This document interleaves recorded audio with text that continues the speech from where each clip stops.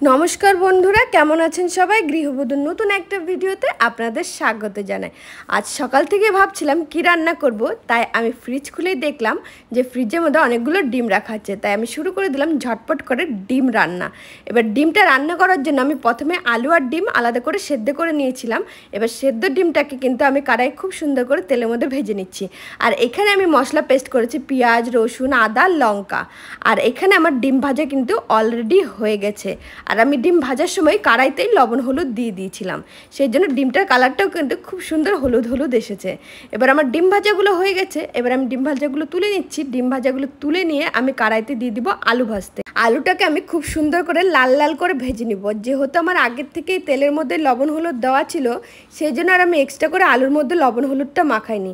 আমার আলু ভাজা এদিকে হয়ে গেছে, দেখতে কিন্তু খুব সুন্দর হয়েছে, একদম লাল লাল হয়েছে। এবার আমি আলুগুলোকে তুলে নেব। তুলে নেওয়ার পর এদিকে আমি কড়াইতে ফোড়ন দেওয়ার জন্য আগে থেকে প্লেটের মধ্যে তেজপাতা, গোটা জিরা, শুকনো লঙ্কা রেডি করে রেখেছিলাম। সেটা আমি কড়াইতে ফোড়ন দেওয়ার পর আমি যে মিক্সির মধ্যে মশলাগুলো পেস্ট করে রেখেছিলাম, সেই মশলাগুলো আমি কড়াইতে ঢেলে দিলাম। ঢেলে দেওয়ার পর মশলাটার মধ্যে আমি ধীরে ধীরে লবণ, হলুদ এই সব কিছু দিয়ে মশলাটাকে ভালো করে নেড়ে চেড়ে নিতে হবে। আমি কিন্তু এমনি আর অন্য কোনো মশলা দিইনি, শুধু লবণ আর হলুদই দিয়েছি। আর আগে যেটা মিক্সিতে পেস্ট করে রেখেছিলাম আমি সেই মশলাটাই দিয়েছি।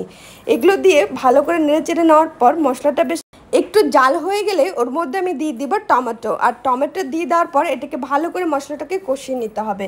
কষিয়ে নেওয়ার পর আমি শুধুমাত্র একটু ভাজা জিরের গুঁড়ো দিয়েছি, কেন কি এটা অনেকেই রান্নাটা হয়ে যাওয়ার পরে দেয়, আর আমি এটা মশলাটা কষানোর সময় দিয়েছি।